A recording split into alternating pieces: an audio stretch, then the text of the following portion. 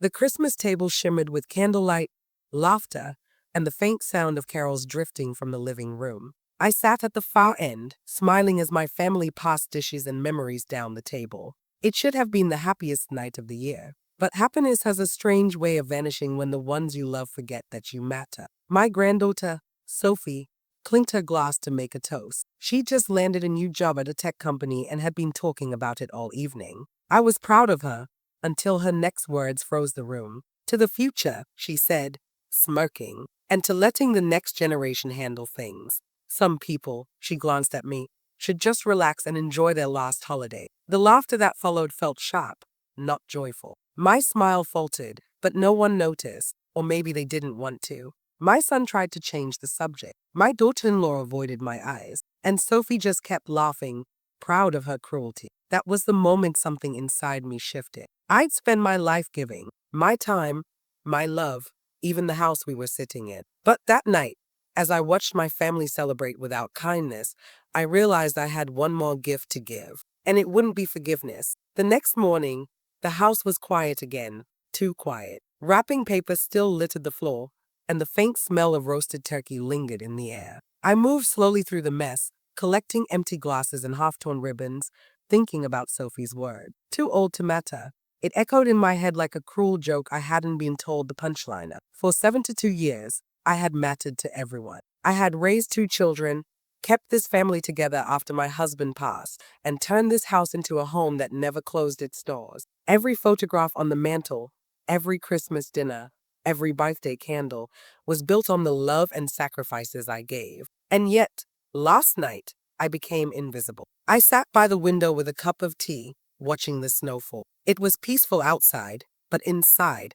my chest felt heavy. I thought about my will, the one my lawyer and I had gone over just last month. Everything, from the house to the savings, was to be split evenly between my children and grandchildren. I'd wanted to be fair. I'd wanted to leave love behind, not conflict. But love shouldn't mean rewarding disrespect. Later that day, my son, Mark, stopped by to pick up a few things. Mom, don't take what Sophie said personally, he said, awkwardly avoiding my eyes. She's young. She doesn't mean it. She said I'm too old to matter, I replied quietly. How exactly am I supposed to take that? He sighed, rubbed the back of his neck, and mumbled something about kids these days. Then he left. When the door closed, I sat in the silence again. But this time, it wasn't sadness I felt. It was clarity. That night, I took out the will, unfolded it on my desk, and stared at the signature. Maybe Sophie thought the world revolved around her youth. Maybe the rest of them agreed, deep down.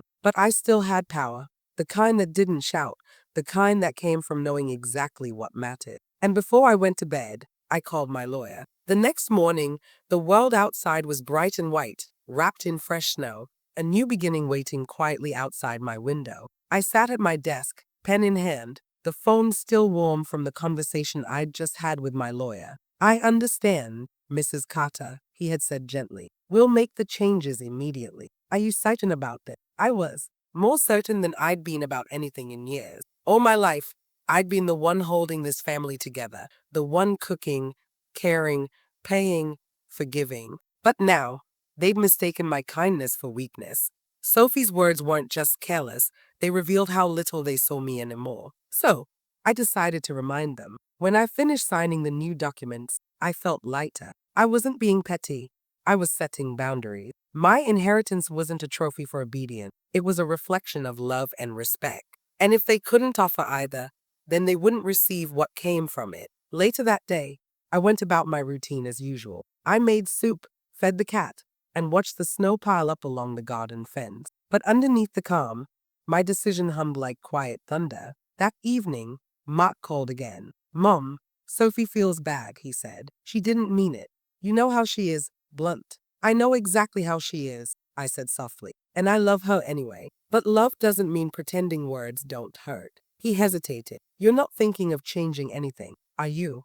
I smiled to myself. Don't worry, dear, I said. I've already taken care of everything. As I hung up, I looked at the framed family photo on the mantle, all of them smiling, unaware that one cruel sentence had rewritten the story of our family's legacy. 2 days passed, and the snow outside grew heavier, thick, white. and relentless, like silence after a family argument. I kept to myself, tending to the house, baking the cookies everyone loved, even though no one was coming over. It's funny how habits remain even when hearts drift apart. Then, on the third day, my doorbell rang. I opened it to find Sophie standing there, bundled in her designer coat, cheeks pink from the cold. "Grandma," she said, her voice sugar-coated but thin. "Can we talk?"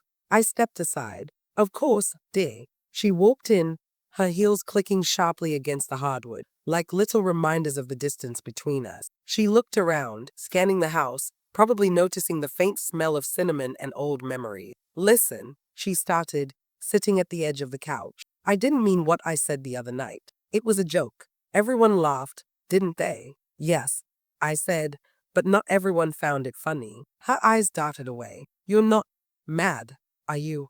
"I'm not mad," I said calmly, just a little disappointed. Her shoulders relaxed slightly, but I saw the real reason she was there. It wasn't guilt, it was worry. "My son must have told her I'd spoken to my lawyer. Dad said you were changing some things," she finally said, choosing her words carefully. "Like your will or something." I smiled faintly. "Oh, you know how rumors spread." "But yes, I did make a few adjustments."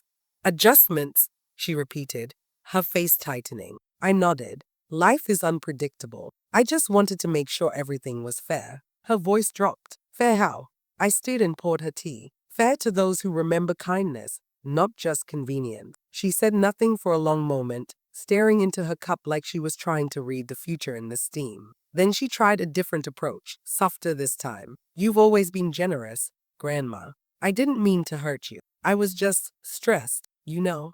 Work, life, everything." "I understand," I said gently. "We all say things we regret.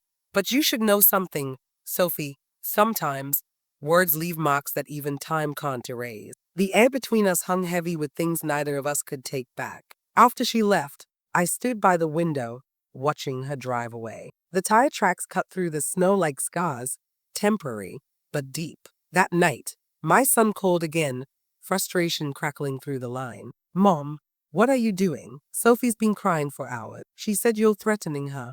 "Threatening?" I laughed softly. "No, Mark. I'm teaching." "Teaching what?" he snapped. "That respect isn't inherited," I said. "It's earned." There was silence. Then he said something that broke my heart a little. "You're overreacting, Mom. You're old. You don't understand how young people talk these days." I closed my eyes. There it was again, that same quiet dismissal. Like my years meant nothing, like the wisdom I'd lived and bled for was outdated. "Maybe," I said, "but I understand something better than you ever will. How fast people forget who built the foundation they stand on." The line went dead. That night, I sat by the fire, holding an old photograph.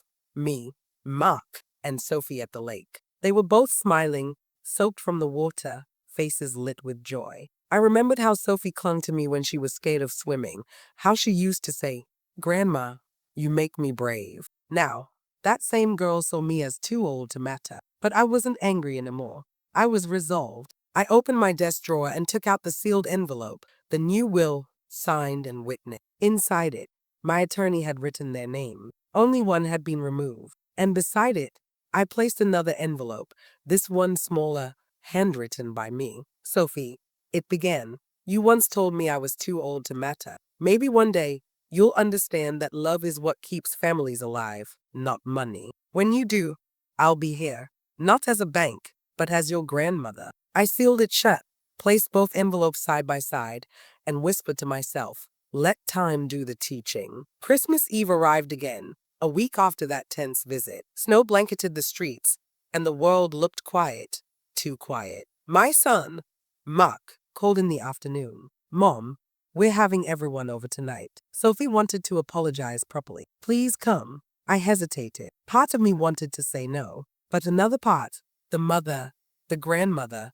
hoped maybe this was the night we'd all start again. So, I baked my famous apple pie, the one Sophie used to beg for every December, and made my way through the snow to their house. The lights glowed golden through the frosted window. Laughter spilled from inside as I approached the door. Mark opened it, smiling too widely. "Mom, you made it."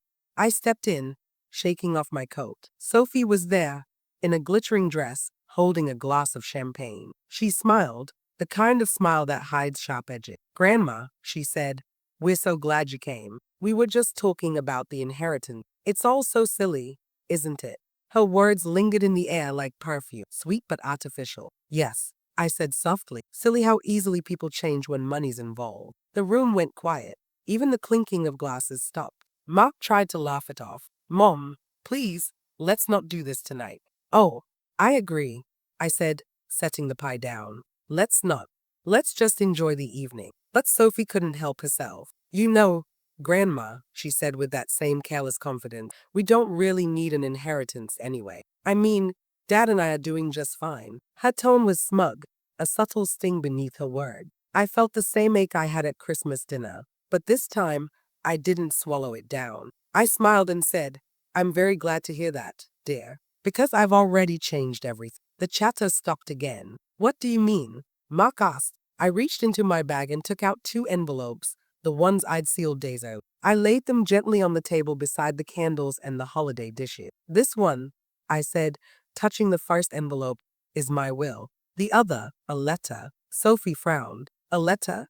What kind of letter? I looked her straight in the eye. One that explains why your name isn't in the first envelope. Her mouth opened, but no sound came. Mark's face turned pale. Mom, you didn't. Oh, I did, I said calmly. I thought a woman who believes her grandmother is too old to matter wouldn't want to be burdened with the things I leave behind. The silence after that was heavy, like snow pressing down on a roof. Sophie's eyes filled with tears, but they weren't from remorse. They were from shock. You can't be serious. You'd really cut your own granddaughter out of your will because of a joke. I took a deep breath. It wasn't a joke, Sophie. It was truth. Yours. You showed me who you are, and I believed you. Mark tried to step in. Mom, she's young. She didn't mean. I raised a hand. I'm not punishing her, Mark. I'm teaching her what words are worth. Every word shapes the story people remember about her. And that night, she decided mine was over. The egg crackled with tension. Sophie's voice trembled, her pride collapsing under fear. Please, Grandma, I didn't mean it. I was stupid. I was trying to impress everyone. You know I love you. Love isn't proved in front of an audience, I said. It's shown when no one's watching. She took a step forward, tears streaming down her face. Please, don't do this. For a moment, I wanted to comfort her, the same way I used to when she scraped her knees or had nightmares. But then I remembered that night, the laughter, the dismissal, the way her eyes had gleamed with superiority. No, I whispered. This is what growing up feels like. Mark finally sighed and said quietly, Mom, maybe you're right. Maybe we all forgot who you are. I looked at him, my heart softening. Then remember now, son, I built this family on love, not wealth. But I'll be damned if I let disrespect inherit it. Sophie's sobs filled the room as I picked up my coat. I placed one hand on her shoulder, gentle, but final. When you learn the value of people, not possessions, I said softly, you'll understand what you truly lost tonight. Then I turned and walked out, into the snow, my footsteps fading beneath the quiet hum of Christmas lights. That night, for the first time in years, I didn't feel old. I felt powerful, because respect, once reclaimed, is the greatest inheritance of all. The next morning, the world outside was covered in untouched snow, clean, white, and silent. I sat by the window with my cup of tea, watching the sunrise paint the sky gold. My hands trembled a little, not from regret, but from the weight of peace. It had been years since I truly felt that kind of stillness, the kind that comes when you stop fighting to be understood. The phone rang twice that morning. I didn't answer. I knew who it was. Mark called first, then Sophie. When the ringing stopped, I let the quiet settle again. By afternoon, there was a knock on the door. I opened it to find Mark standing there, snow melting on his coat, eyes heavy with shame. Mom, he said quietly. She hasn't stopped crying since last night. I nodded. Good. Maybe she's finally feeling something real. He sighed. You really cut her out. Yes, I said, meeting his gaze. And not because I'm cruel, because I want her to grow. He stepped inside, removing his gloves. She wants to come apologize. Not yet, I replied softly. An apology means little if it's rushed. Let her sit with it first. He looked down, ashamed. You were right, Mom. We stopped listening to you a long time ago. I let her talk to you like that, and I didn't say a word. I touched his arm. You're a good man, Mark. But being good isn't the same as being brave. He nodded, tears forming in his eyes. I'll do better. I smiled faintly. That's all I ever wanted. That night, when the lights went out and the house grew quiet, I took out the new will from my desk. I'd written it with care, every word deliberate, every choice guided by love and self-respect. Most of my estate now went to a children's literacy foundation, one that helped underprivileged kids learn to read. I left a small estate for Mark, with a note attached, for the son who forgot my strength, but never stopped being my heart. As for Sophie, I left her a letter instead of money. In it, I wrote, "My dear granddaughter, you once said I was too old to matter. Maybe now you'll see that wisdom isn't measured in youth, and value isn't found in wealth. When you learn to honor what came before you, you'll discover that love, not money, is the true inheritance." When I sealed that envelope, I didn't feel anger anymore, only closure, because sometimes losing people's approval means gaining your dignity back. And that's a trade I'll make every time. Weeks passed, and the house finally felt lighter, as if it had been holding its breath all these years, waiting for me to take a stand. The quiet wasn't lonely anymore. It was mine, a space to think, to remember, and to heal. Mark came by more often now,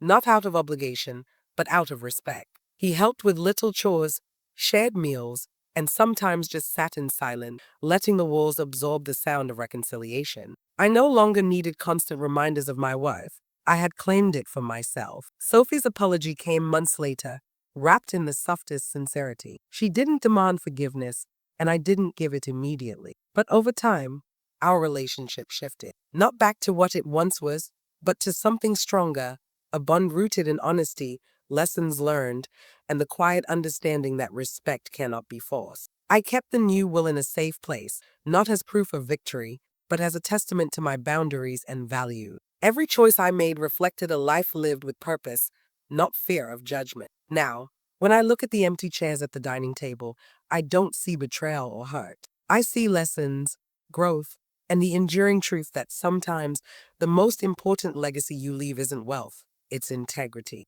Because in the end, when people doubt your value, it isn't about proving them wrong. It's about proving yourself right. And that's a lesson worth more than any inheritance.